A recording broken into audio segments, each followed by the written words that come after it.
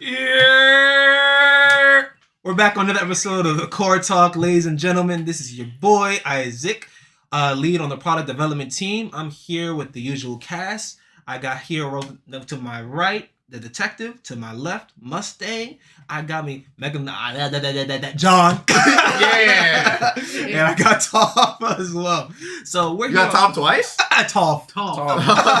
Okay. Listen. I knew that was going to end up being Tom. confusing because you're going to hear one as Tom and one as Tom. Hey, that's why I said the detective. You're the one who gave me the name. Oh, snap. That's a tough Tom.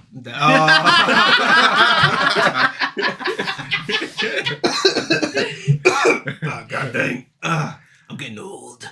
So, we're on another episode here in the Core Talk. We're here to really talk about, I guess, the ever-changing meta that is Battlecore Saga. So, as you guys may have saw, maybe, from Palm Springs, we saw some wackadoodle nonsense on there. We saw the sleeper agents, yellow, kind of pop out and just kind of went unga bunga. And I have a few opinions on that myself. I may why that may be or what might have caused. But we want to kind of talk about today and hear your thoughts in the comments below. Like, why do you think yellow kind of popped out there? And we saw the unga bunga dino. We saw white aggro. And yeah, white aggro, white control, white purple aggro, and purple control.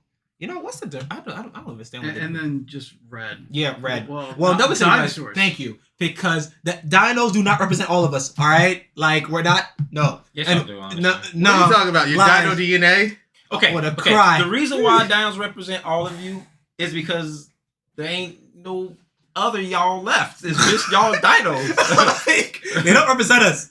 They just do good. They If do good. you would have said that and there was at least one Nova player, then I'd been like, okay, that makes sense. No, I got my But y'all- opinions. You know what? Y'all Since we're here, Nova players don't exist no more. Since we're here, let's get to it. Let's get to Yeah, it. what happened This to is why y'all I think. over there? Y'all No, exist hold in up. dinos. Hold up. No, we don't.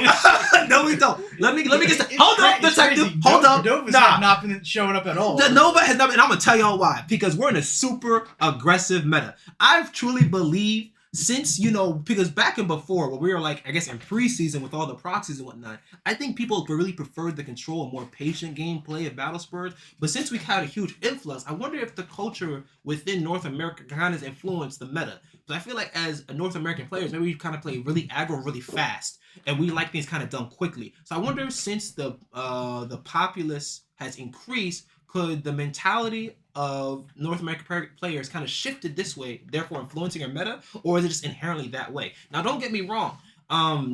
In this current game state, I would say dinos do a better job because dinos are cheap. They kind of get the job done. Because I've been doing a lot of playtesting with them, doing my confront deck, and a Nova deck, and a Dino deck, and there's so many combos you can get out Gagano for basically virtually nothing with just maybe an Ancient Folk, 2 Overraptors, and just put them out for cost 2. It's very easy. Versus a Nova, where you have to kind of draw into card, you kind of play more of the patient game. But once you get it off, it's a really bursty combo. So my thought process is, again, the question is, do you think now that the population of Battle Spirit Saga players has increased, could the mentality shifted from more Japan style, which is control and patience, versus to now more the North American style, which is more aggression and a lot more aggro and faster gameplay? I want to say yes. Definitely yes. The white aggro was, in my opinion, honestly not really supposed to be a deck. A lot of people are saying that, yeah. Yeah, it wasn't really supposed to be a deck. But of course, how expensive the game was, whatever, the guy's reasoning, forgot the dude's name who created the deck. Mm-hmm. It was efficient. And it was efficient at a low cost to build. Mm-hmm. Not only that, with White's capabilities and utility, the deck itself was just thriving. So along with that, guess what kind of came after that? A lot of people started picking it up. Mm-hmm. A lot of people started seeing the results versus the meta. Mm-hmm. Because since White aggro was so low to the ground when it comes to putting things out, getting damage chipped in, versus other decks that had a little bit more setup because, Nexuses, Mm-hmm. bigger creatures, even the medium-sized creatures around like 4, 5, and 6. Yeah. It was just faster. And by the time a mid-range style deck got itself stabilized, they're already at death's door. And there's no way a Absolute Ice Shield was going to save them at this point. And Yeah. the rush decks such as God Beasts, Dinos, White Aggro, these type of, even Purple Aggro, these type of decks burn through an Absolute Ice Shield. So by the time you get to that, even if you don't get to the second one, by the time you get to the second one, you're already burnt out of resources. Your life is already at death's door, and by then you might as well just chalk and go. Hopefully, go to the next game. You know what? One of the advice is, one of the things that I'm at a white aggro player, and I can probably say I haven't lost to one yet. I can probably say that because let me tell you something. These white aggro players trying to take a red man's job. I'm just telling you that right now. It's not supposed to be like that. But one of the things that one of them told me is like basically the way white aggro was like basically they love a patient deck because if you put the Nexus down and pass, that's exactly what they want. Because they want to get in as much damage as possible, and if you even blow up their board, just put it all out again. That's why they have cards that that can kind of save their butt out of there, or like even Pegasi, you know. So it's really like that. You don't get in this current meta. You don't get rewarded for playing patiently. If you put a Nexus down and pass, a lot of these white players is like, hey, Here comes 3 life. here comes 3 life, just straight up like okay. And then if you blow it up, it's like, okay, I'll just do it again. You better put down a creature that has like 3, because they'll put down another 3 creatures and call it a day, and just move on to the next. So, I kind of want to shift now over to the detectives. I know you have more of a patient kind of build because you're more control oriented. How do you feel about this? I'm not too worried about the aggro aspects of it because once they give me, say I do drop down a Nexus, as long as I have Curse Dragon in my hands, they normally always just put 1 cores on them. Just drop the Curse Dragon, blow up 3 of their spirits, gives me 3 cores up, gives me a single big body that you can't bounce with Valkyrie Mist. And then I can easily enough pay a 2 cost or something to bring out another spirit for another potential blocker. They want to bring out more spirits. So is that kind of the answer? So basically, if you bring out 2, let's say they put out another 3, you're basically only taking 1 life. So you'd be at 1 life left. Well, if they take out like 3, because you just said 3 life. Yeah, 3 life. So I played Nexus. Their turn 2, they swing, take 3 life. Yep. So now I'm at 5 plus another 3, so 8 cores. 8 cores, yes. Which means that's exactly enough to pay 7, put 1 core on the Curse Dragon, and burn their 3 spirits. Yeah. Yep. And then gives me enough two reduction to potentially pay 2 and play like Curse Lancer. Play that on the field. It'll be a 3k unit and I get to draw a card. What are they going to do? Valkyrie missed that card? Okay, you're just going to let me draw another? Okay. Yeah. So I guess it might question still be what their answer would be if they drop 3 creatures. Like what if one of them is Valkyrie Mist and they drop that creature along with 2 other creatures? What would you be the most potent thing for you to do to save your life? Because you only have 2 life left. Well, at that point I have 2 spirits and they have an empty board. So that means they have to spend cores just to bring cards out onto the field, even with their reductions. Actually, yeah, I don't unless both the other 2 cards besides Valkyrie Mist are the Gunners, I don't think it's going to be enough. I don't think they're going to have enough cores to do it because Valkyrie Mist itself is a 4, and then Because at that point they'll only have 6 cores to work with, which means they're going to pay at least, say they have a 1 cost to play. It's going to be a 1 reduction. It's going to be 1 cost and 1 reduction. So there's 2 cores used already. And say they have a free 1. So that's 3 cores used already. And then they have a reduction of 1 or 2 for the Valkyrie Mist to get a 3rd spirit out there. So that's all of them, all with a single core. Now you bounce my thing back in my hand, but I'm still going to be able to block it. And then I also have other cards like Deadly Balance. I have things that can easily... if you do your original strategy, I don't think... No. He will. He would have because he got 3 he cores. has 1 core off of the Knight that got bounced to his hand. So he already has now a reduction of 2 because the Nexus and then the Dragon. So he can actually still play Deadly Balance. I'm assuming you block with the Dragon, then Deadly but block with the Dragon, Deadly Balance. But you have to also look at it this way as well. And I can easily just do core theft too, because I That's have at that current point in time at least 2 reductions. Yep. But you have to look at it this way as well. Like, it's start the turn out. We got 6 cards. You say he goes second, so he gets 6 cards. Plays 3 down, takes the 3 life, got rid of 3 cards. Now it goes from a 6-card hand, starting to turn off to a 4-card hand now with the draw. Which means he only has 1 card left in the hand. Yeah, if he does it again. So if he does it, yeah. He is out of. Once I kill his board, even if I have 1 life left, he is out of. He's in exhausted at that point, because I'm just going to blow up the rest of his board the next turn. Why do you think everyone is moving toward these aggro style decks? Because outside of budget reasons, people are migrating very heavily, not just the white aggro, but there's more God Beasts, there's more Dinos. Yep. Because if you don't have the answer, it's an easy win. It's an easy win. Yep. I've personally, with my deck in general, where I've had pretty much a very low end hand, and I've gone literally like 2 Camelot Knights, put Earth Spider Demon when they had 1 card on the board, swung with Earth Spider Demon, burned that card, took a life, swung with the other 2 Camelot Knights, took another 2 life. Now they're at 2 life. And now what are they supposed to do? They're going to play some more cards, but they can't put them at 1 because their Spider Demon's just going to kill it in the process as well. Mm-hmm. So as a purple player, I can see definitely for sure. But I wanted to comment on this as well, because as Corey said, a lot of people have migrated. Like I remember going through Twitter, I think last night, and I saw a top recently in Berlin. It's not just North America. This thing is getting spreaded everywhere as that. Oh yeah, no, I think I would be the perfect example for that, because in the recent tournament, I decided to go switch over to a God Beast Rush style deck, and I saw the ease of playing it versus playing my Luster deck, which is well, now I don't have to think as much. I just hold, play down this, block with this, core ramp.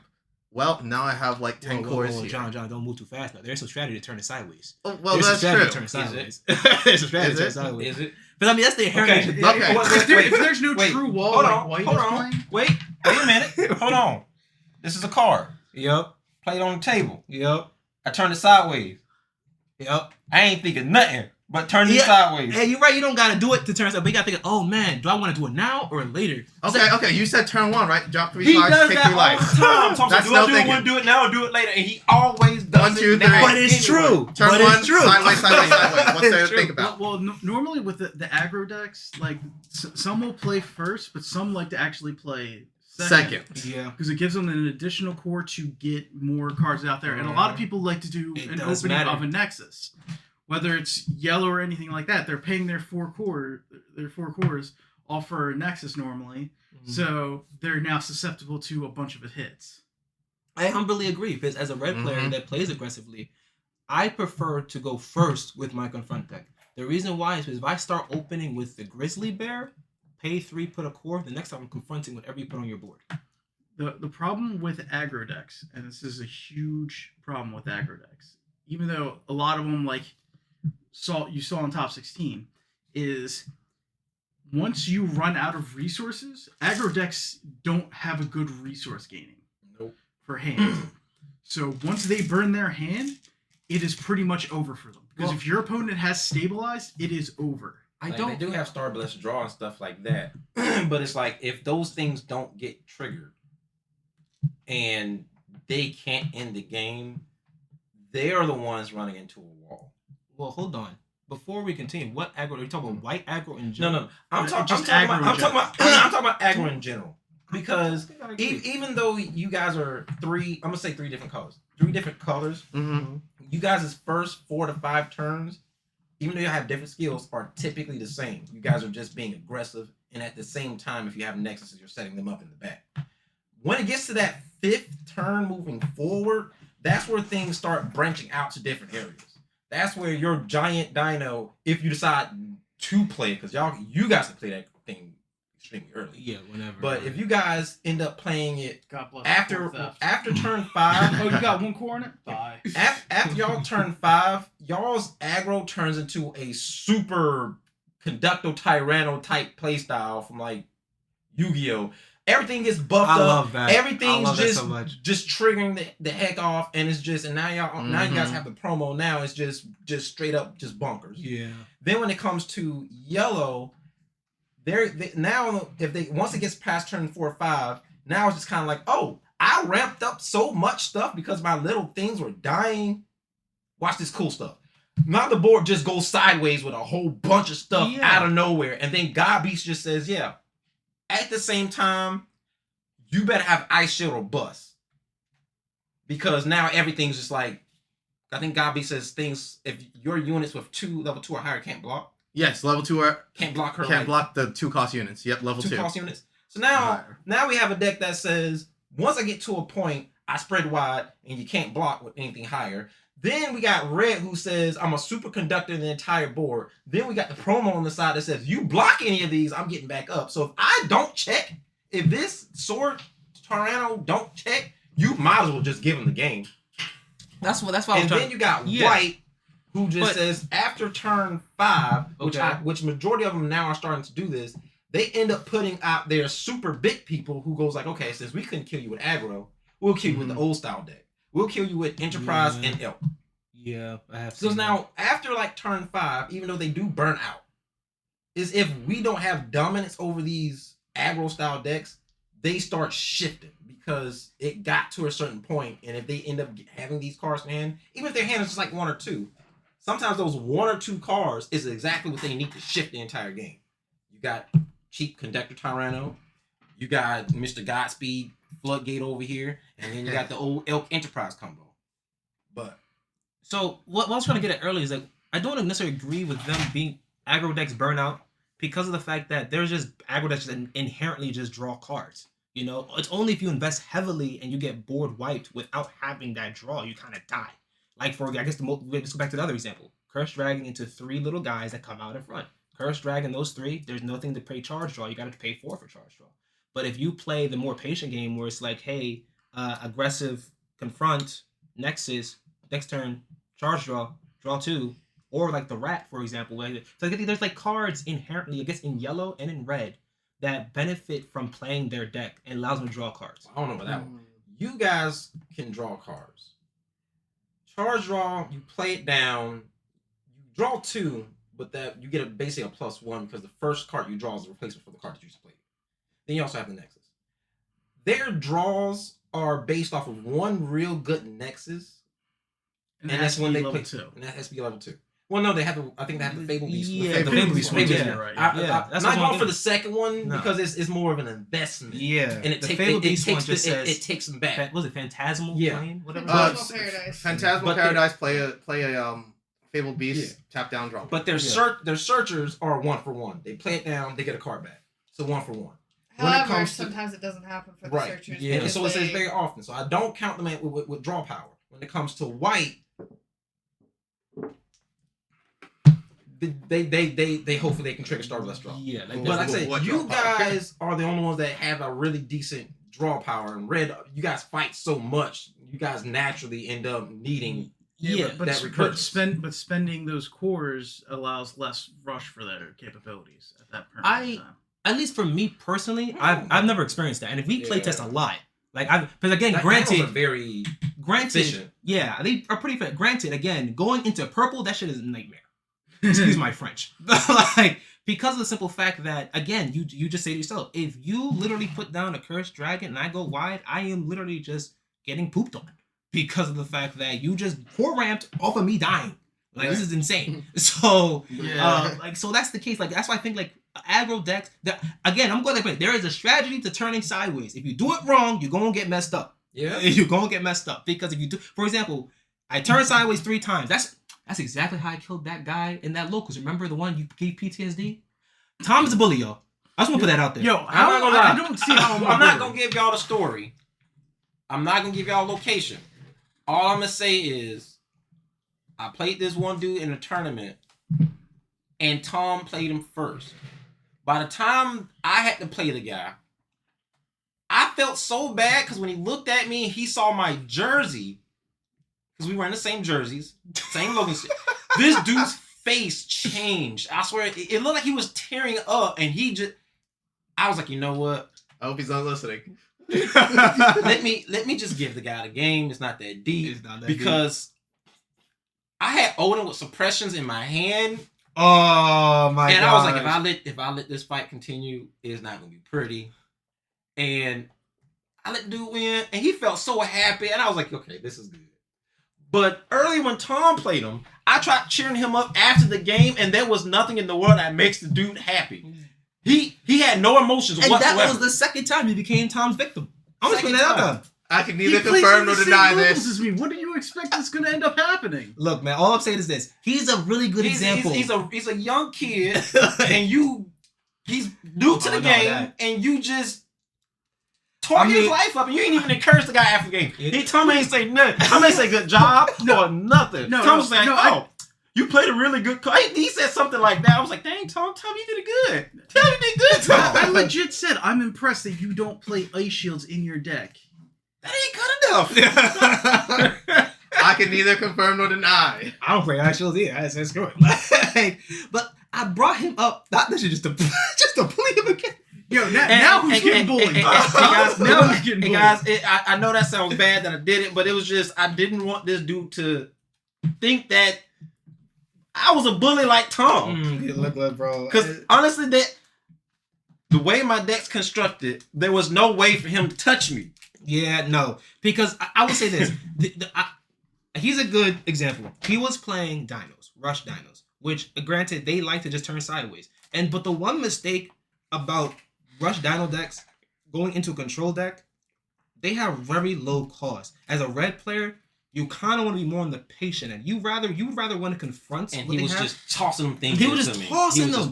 They're so free. It's free. I was like, as a red player, he tossed me 3 attacks. That is perfectly fine. I will take these 3 cores. I'll confront and destroy everything. But I'm sitting there with an Odin and like an Enterprise, and I'm just sitting there like, dude, stop chunking your dudes into me, please. Just keep them over there. Yes. Just wait. And he's like, attack! I'm just sitting there like.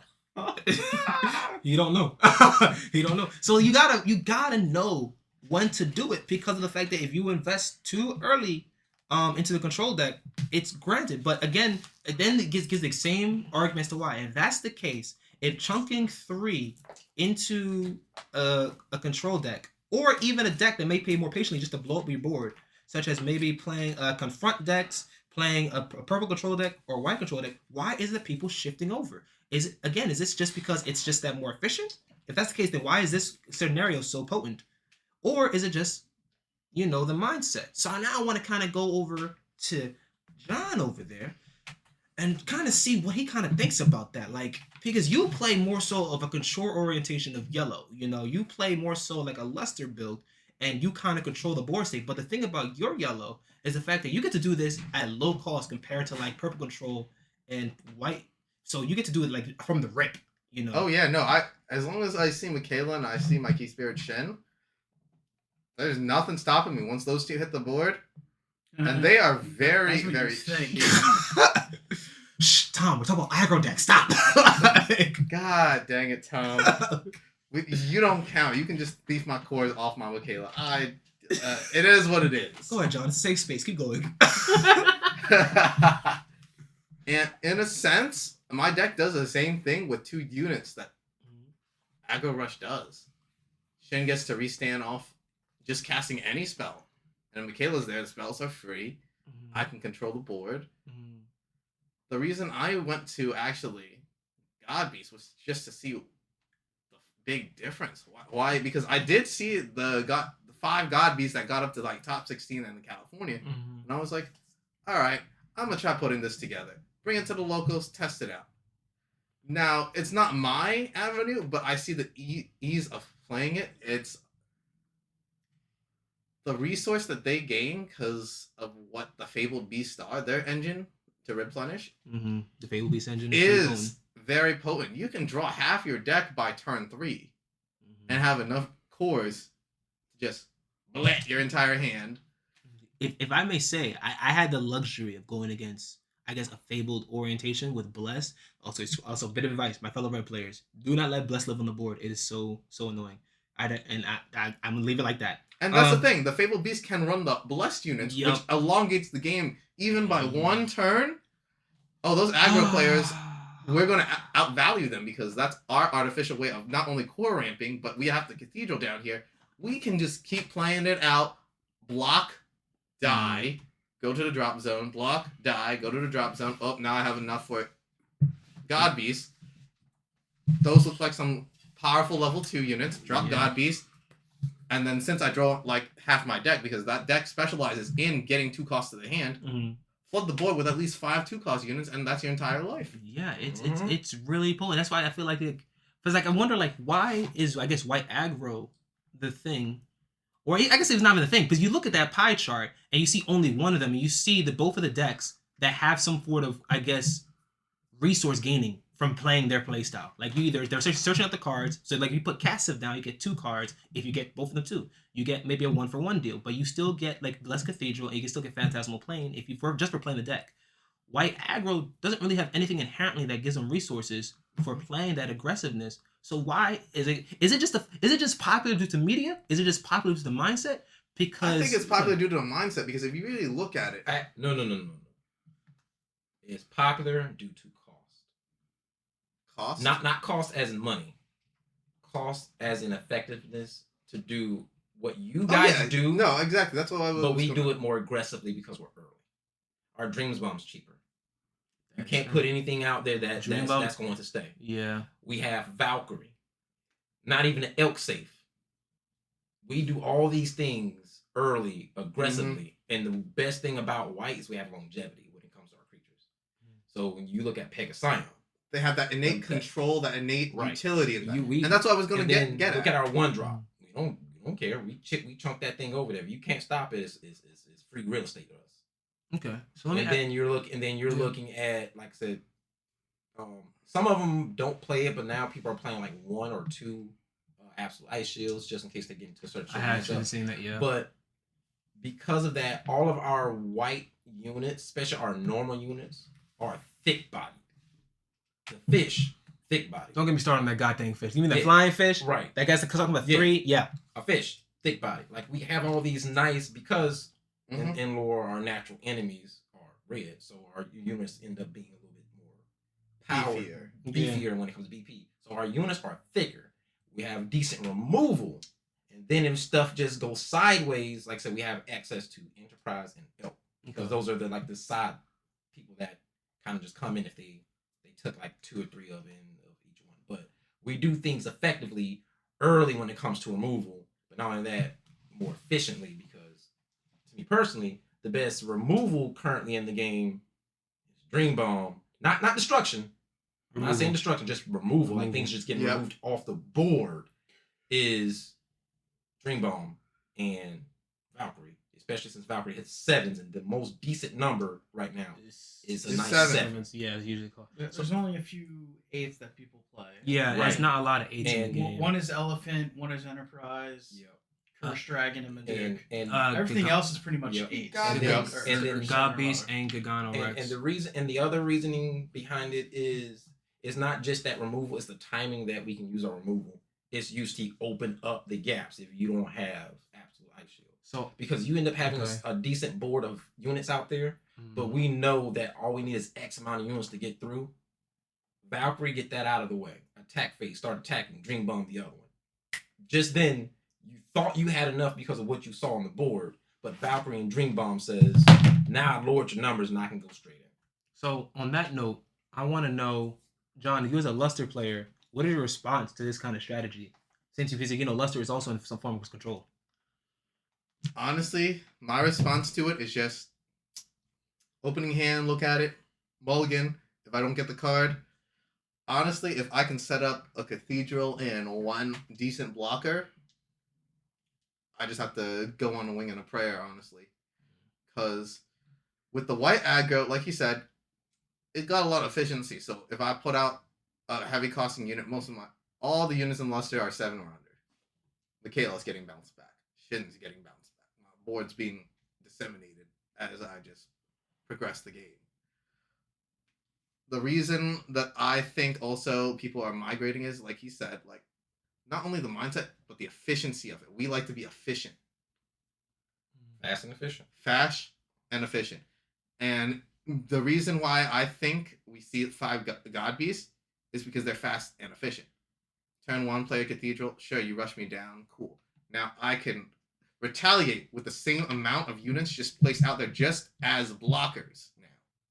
Because knowing that you're playing a rush deck, you don't have the methods of killing this 7 card board. And considering your hand, I block. Sure, I die. Put it in the drop zone. Behemoth still benefits from that.